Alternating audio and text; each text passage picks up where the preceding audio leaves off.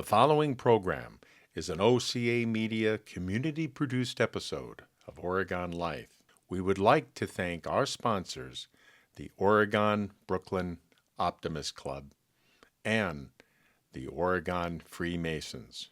We are proud to have you as our sponsors.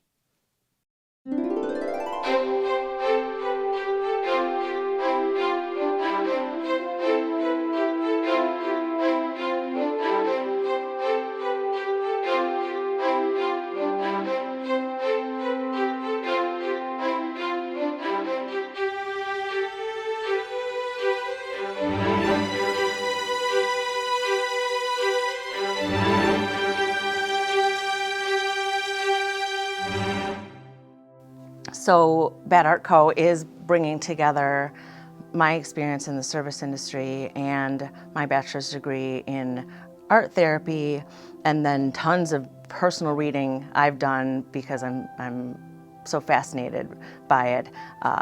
So we're bringing those things together in this space, and that's how that came to be. I did my internship at Edgewood College at the VA hospital. So I was fortunate enough to get my first choice. I have lots of veterans in my family and really loved what I had read about how the creative process can help folks, particularly those with PTSD, which a lot of veterans experience. So firsthand at that point, I was able to see a lot of adults who were resistant to making art, who were just there because they had to be, and totally transform the way they looked at it. And they would go from, I don't want to do this, to so proud that they spent an hour and they made this colorful piece, and it felt good. It's really beautiful, and this applies to everybody, not just veterans going through stuff. This is true for all humans. So that just kept me going forward, I suppose. So we have a bunch of different kinds of classes available for people to experiment with being creative. And we typically don't do the model where everybody paints the same picture. We call it paint night model. Nothing against that, love that. But ours is more, here's the directive, here are the supplies, here's the support on how to use the supplies, but make the art your own. So maybe we're all painting a tree, but we're all not painting this exact same tree.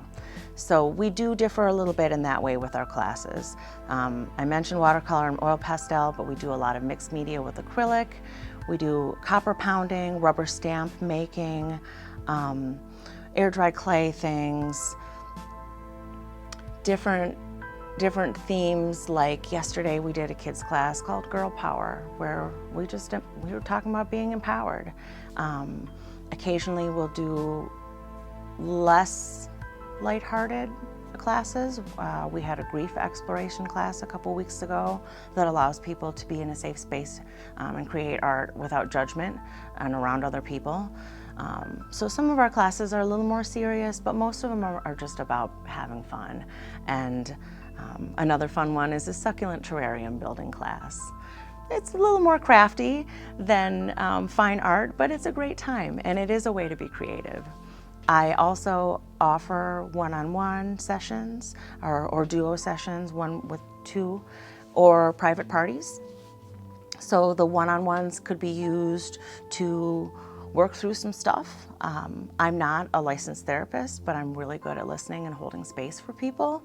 So it can be a therapeutic opportunity, or it can just be, hey, I want to make this art, I don't know how to do it or where to start, and I can offer that kind of support with my experience in studio art. So I basically will meet you where you're at, and we'll talk about what your goals are, and we'll create an art experience based on your goals. Same thing for private parties.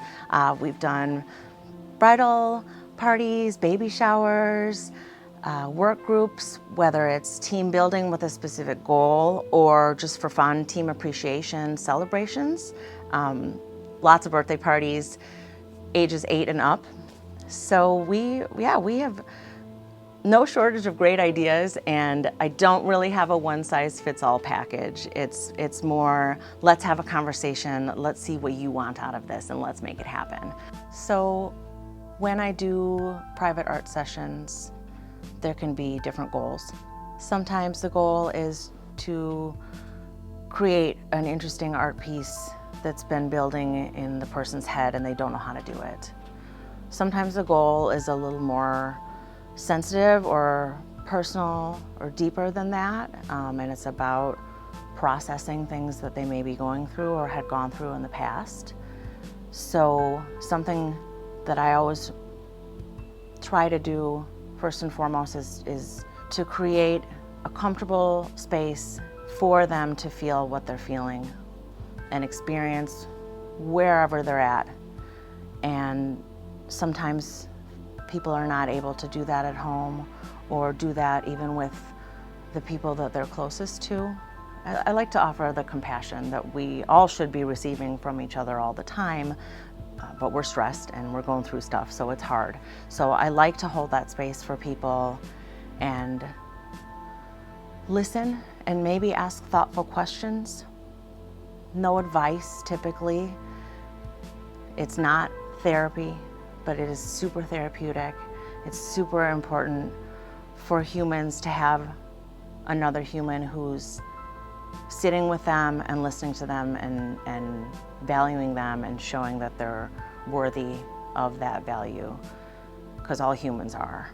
And that's really important to me, to not only be able to do privately with guests. We have a small private room we can go in and create art and it's secluded, but also that my entire space gives that energy, that it's safe to be here no matter who you are. And you can always know that we're here for that. Even if you don't want to make art, you don't have to. You just come enjoy our space, looking at art, maybe having a cup of tea or a great cocktail. You could meet up with friends and hold space for each other as well. We're a great opportunity for that. Maybe you don't want to have your friends over to your house and you don't want to go to a loud, crowded bar or anything else. You can just come and sit here in our lovely lounge. We have games and art books if you're interested in doing something besides art. Or you can use our Wi-Fi and be on your laptop and have nobody bother you. And we'll definitely read the room. If you want to talk, we're here to talk. If you don't, that's fine too.